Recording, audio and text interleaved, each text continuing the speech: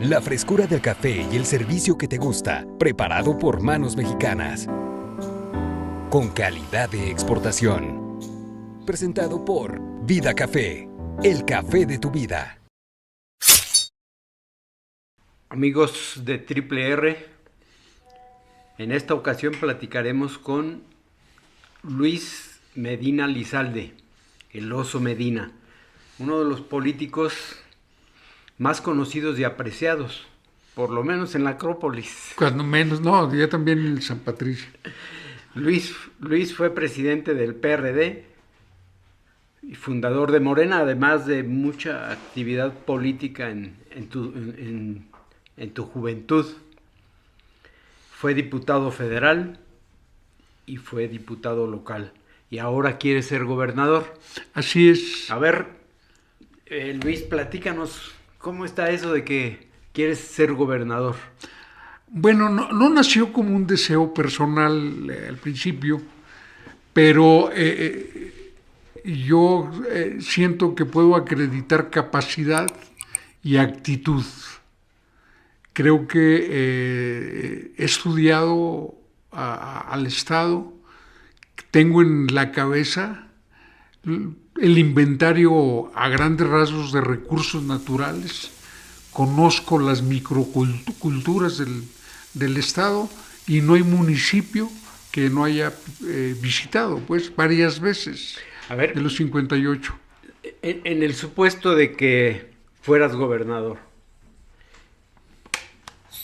me imagino que si Andrés quiere emular a Benito Juárez, tú tratarás de reflejarte en González Ortega, que son los contemporáneos, ¿no? De Benito Juárez, González Ortega, Andrés López, Luis Medina. Ajá. ¿Qué tres cosas que harías inmediatamente urgentes para cambiar la vida de Zacatecas, para sacarlo de la mediocridad, para sacarlo del subdesarrollo, para resolver el problema de la inseguridad y darle paz y tranquilidad a la gente? Tres cosas, ¿qué harías? Bueno, asumir la tarea de la seguridad pública como una tarea que debe involucrar al gobernador de manera directa y cotidiana, no en donde los responsables operativos son eso, solo responsables operativos, pero la responsabilidad política es del gobernante. Iniciar la depuración de los cuerpos policíacos con sentido del riesgo, con todo valor. No se puede seguir posponiendo un proceso que es urgente desde hace 12 años, cuando menos en el estado de Zacatecas. Y desde luego... O sea, correr a los corruptos, correr a los que están involucrados con la delincuencia. Ejecutar las órdenes de aprehensión que están de adorno, ¿verdad? Efectivamente. Y no rehuir el toro cuando se hacen visibles los nexos entre políticos y el crimen organizado. Porque un argumento para detener esa depuración, un procurador me dijo, ya sabemos que el jefe de la ministerial tiene nexos, uh-huh, y que este otro tiene nexos, y que este otro tiene nexos. Está comprobado. Dice, pues si los corro, ¿qué luego con qué me quedo?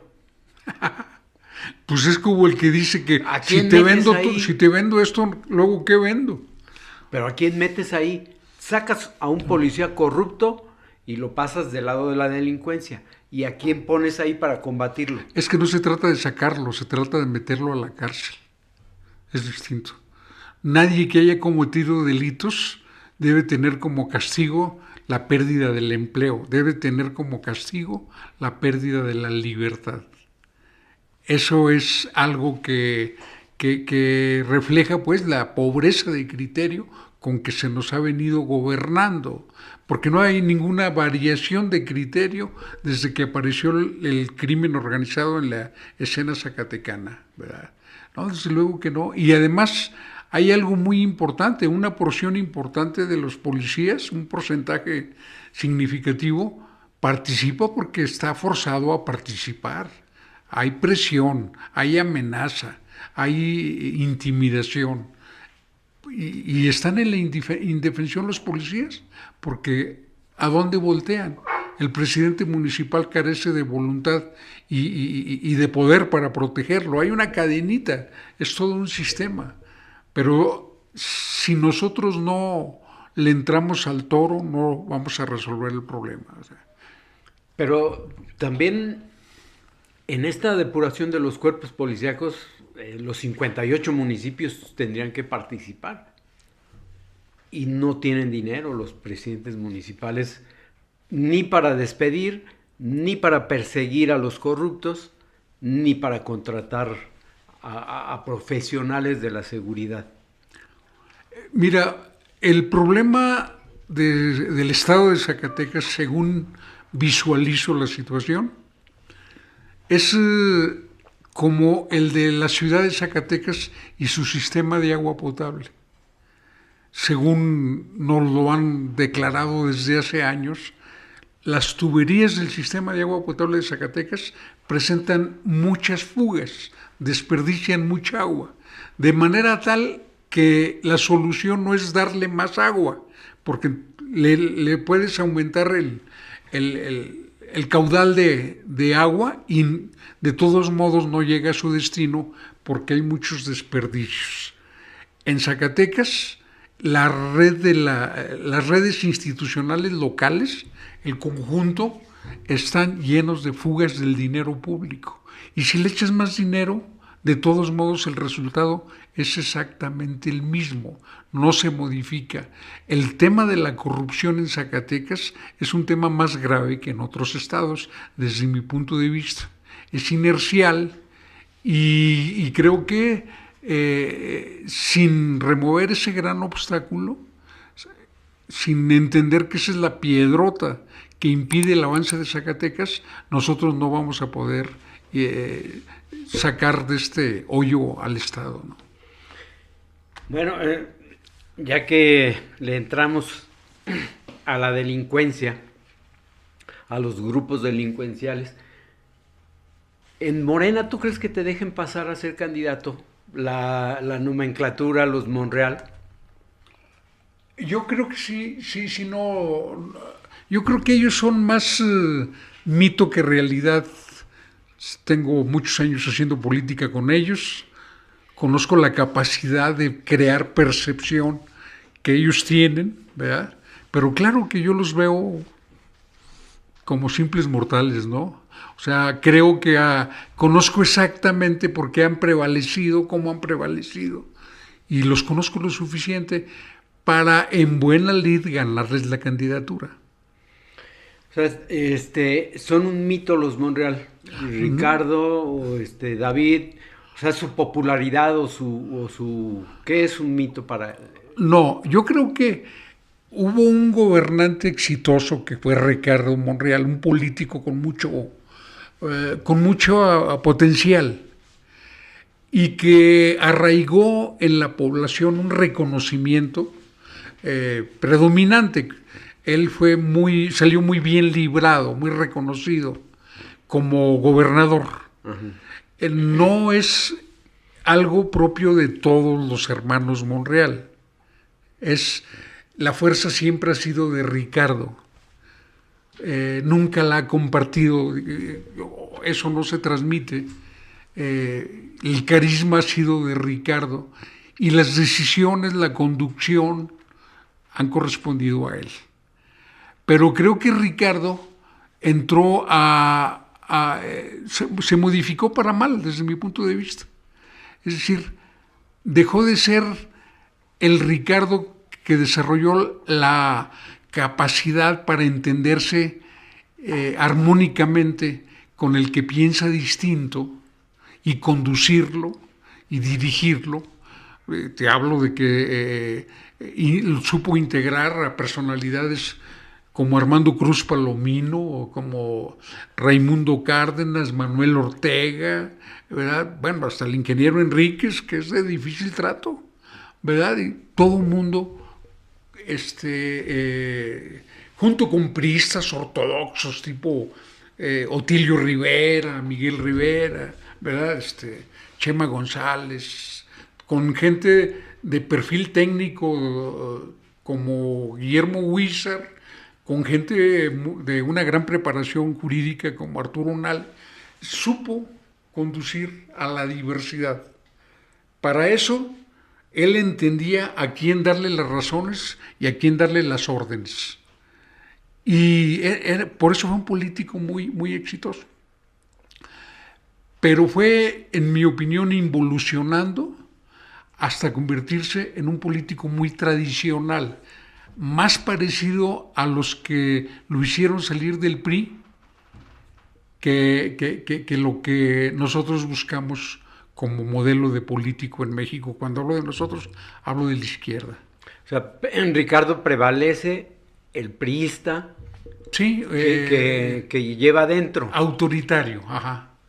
Pero vamos, yo creo que no es el caso de cuando fue gobernador, tuvo muchos méritos, muchos aciertos. Sobre todo tenía uno, sabía reconocer el derecho de pensar de los que lo rodeaban. Y él es el exitoso, pero bueno, no hay una fuerza política que haga que sus hermanos tengan un gran respaldo social. No, porque él tuvo un vacío. Yo recuerdo alguna vez lo conversamos hace muchos años,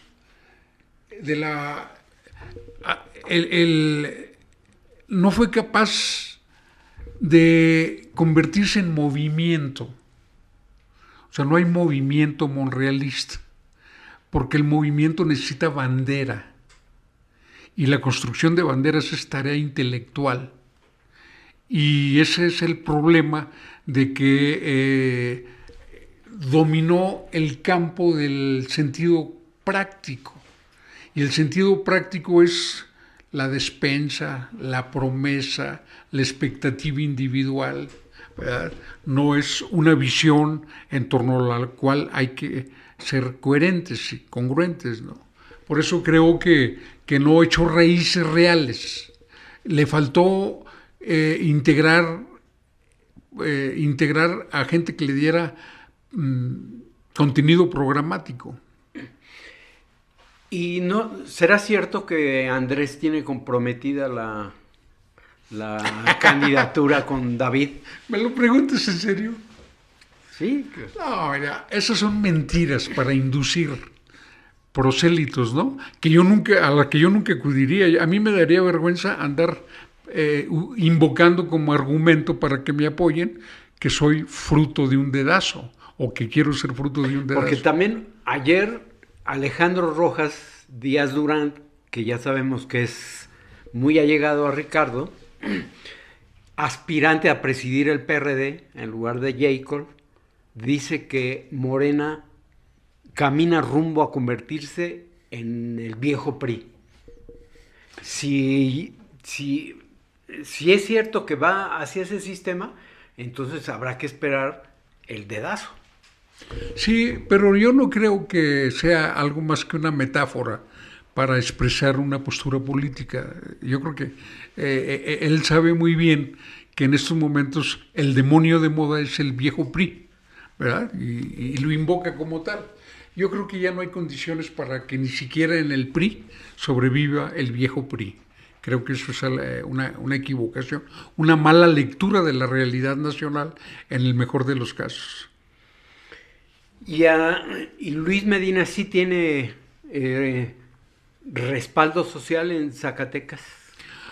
Eso, el indicador reciente que yo tengo de alguna posibilidad de expectativas es que nos midieron a 4 personas del Comité Ejecutivo Nacional en enero del 2018, con la pretensión de que de ahí surgiera la fórmula 2 del Senado. En esa en esa encuesta participa César Deras, que para mí fue sorpresivo, pero no se presentó a la lectura de la encuesta. Participa Narro, participa Saúl y un servidor. Vino el presidente de la Comisión Nacional de Elecciones, Gabriel García, nos convoca a los participantes, además al profesor Fernando Arteaga, al ingeniero Gilberto del Real, y a varios que también estuvieron presentes, como Gustavo Jasso, en fin, varios. Y nos entregan un ejemplar de una copia del resultado, pues. Había trascendido, había habido declaraciones que la había ganado otra persona, y el dictamen venía a favor de otra persona, de José Narro. Pero cuando nos dicen que la pregunta que daba la victoria o el fracaso es si hoy fueran las elecciones y Luis Medina fuera candidato, o Saúl, o Narro, o Deras, sucede que yo gané esa encuesta con 42%. Saúl aparece con 41 exactamente, casi empate técnico, y el doctor Narro con 32%. Cuando se le pregunta, bueno, ¿por qué eso? Gabriel García dice que hay un acuerdo político entre la organización Plan de Ayala y el candidato a la presidencia, Andrés Manuel. Narro participa e informa ahí a todos los presentes que el acuerdo fue directo con Andrés Manuel López Obrador.